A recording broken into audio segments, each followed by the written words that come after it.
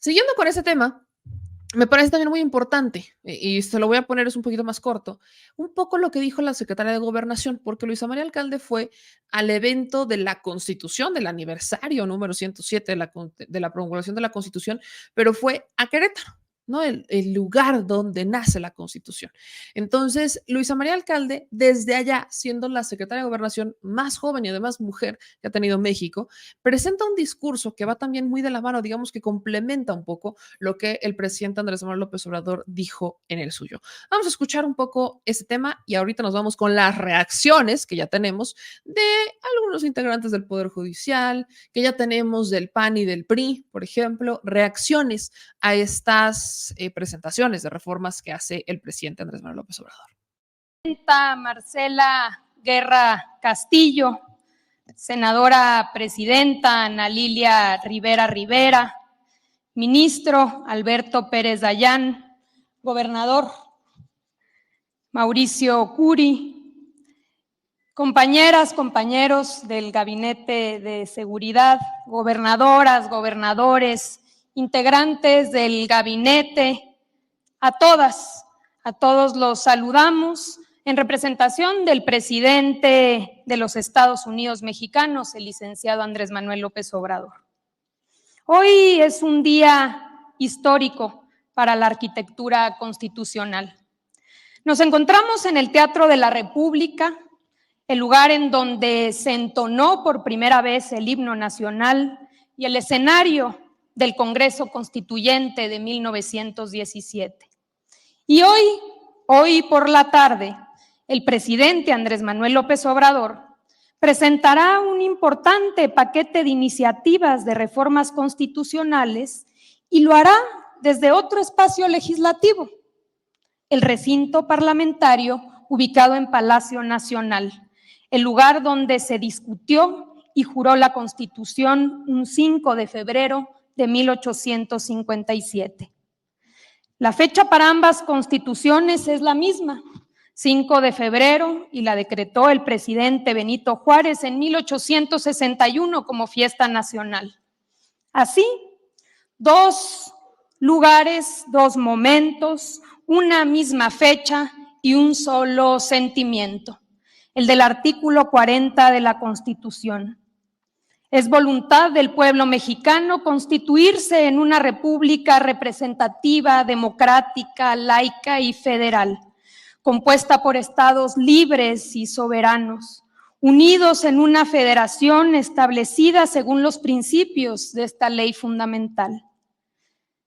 En esas palabras está definida la vocación democrática de nuestra nación, pero también el fundamento del pacto federal. Un pacto federal que recorre toda nuestra Constitución, toda nuestra historia y toda nuestra tierra. En ella están más de 2 siglos de ideas, de causas, de luchas y hechos de esos estados libres y soberanos. Ideas que se convirtieron en documentos fundamentales y después constitucionales. El decreto de abolición de la esclavitud del cura Miguel Hidalgo se expidió en 1810 en Guadalajara, Jalisco. Los elementos constitucionales de Ignacio López Rayón, primer proyecto de un México independiente, empezaron a circular en 1812 en Sinacantepec, Estado de México. El primer Congreso de Anáhuac de 1813 ocurrió en Chilpancingo. El decreto constitucional para la América Mexicana de 1814 fue sancionado en Apatzingán. Y en 1824, el antiguo templo de San Pedro y San Pablo se convirtieron en recintos parlamentarios donde se elaboró y aprobó la Constitución Federal de los Estados Unidos mexicanos. 30 años después vendría el acta del nacimiento del liberalismo mexicano, el Plan y la Revolución de Ayutla. Su éxito derivó en la destitución de Santana y demás funcionarios que no merecían la confianza del pueblo y comenzó la ruta hacia un nuevo orden, la Constitución Política de la República Mexicana de 1857. Y ahí nuevamente los estados. El Congreso Constituyente se instala en la Ciudad de México y lo preside Ponciano Arriaga de San Luis Potosí. La Defensoría de Oficio llegó a la Constitución precisamente de la mano de Ponciano Arriaga, que 10 años antes, como diputado local, había creado la Procuraduría de los Pobres para defenderse de los abusos, de los excesos, de los agravios y maltrato de los poderosos. El más elocuente de los diputados, Francisco Zarco, y su claro diagnóstico de quienes se encargaban de la administración de justicia de la época, y cito: en cuanto a los elegidos, desde que somos independientes, la administración de justicia ha sido monopolio de los sabios con título, de los hombres instruidos, de los letrados. ¿Y qué ha sido de la administración de justicia? Un caos, un embrollo, inamovible en medio de nuestros cambios. Ha estado muy lejos de corresponder a las esperanzas que aún se tiene en la sabiduría oficial. Con la defensa de Zarco se alcanza la gratuidad en materia de impartición de justicia. El diputado por la Ciudad de México, Vicente Rivapalacio, plantea la necesidad de defender la integridad territorial y se establece así la Guardia Nacional. El diputado por Sinaloa, Ignacio Ramírez, el nigromante, defendió la libre manifestación de las ideas. Iniciado el siglo XX, hubo quienes no resistieron las presiones ni las ambiciones humanas y dieron la espalda a la Constitución. Pero también hubo quienes lucharon y la defendieron. De la temporada de sopilotes surge la melodía del debate democrático que tuvo este teatro como escenario y a la ciudad de Querétaro como capital provisional de la República. Es el Constituyente de 1917. La Constitución que llegó y asombró a todas las latitudes. El diputado por Hidalgo, Alfonso Cravioto, la definiría como la primera declaración de derechos sociales del mundo, y no es para menos. Logra amalgamar por primera vez en la historia moderna a las tradiciones liberal, democrática y socialista.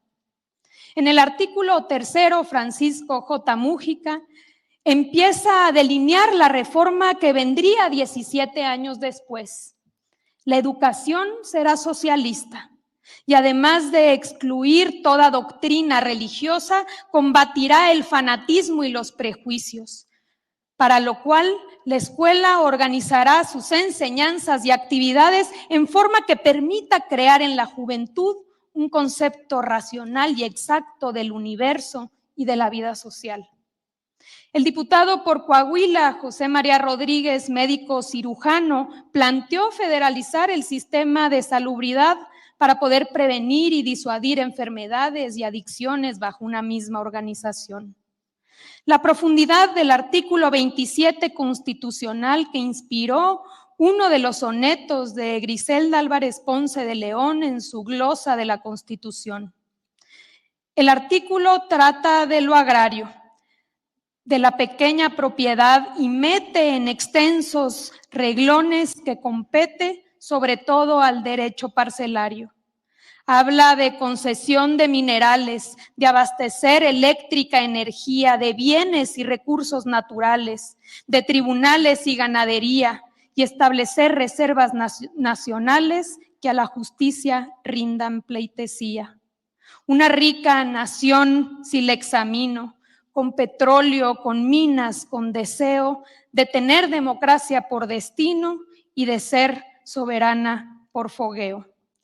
Cuando la discusión sobre la protección de los recursos naturales parecía tender a la moderación, diputados como Rafael Martínez Escobar de Tabasco no escatimaban en señalar: a todos aquellos que quieran que los extranjeros no solo nos sigan arrebatando nuestra agricultura, nuestro comercio, nuestras industrias incipientes todavía, quieren sencillamente que nos arrebaten de una vez por todas nuestras instituciones políticas.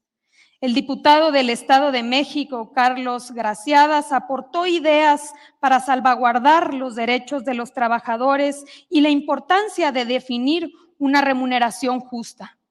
El diputado por Guanajuato, José Natividad Macías, advertía que implementar el salario mínimo no era fijar una cantidad de dinero, sino un equivalente de recursos que alcanzara para que la gente pudiera tener alimentación, casa y placeres honestos para mantener a una familia.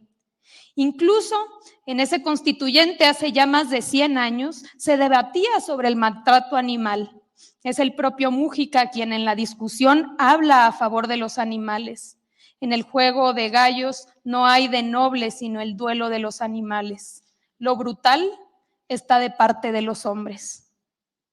Ha pasado más de un siglo de aquel histórico momento, es cierto.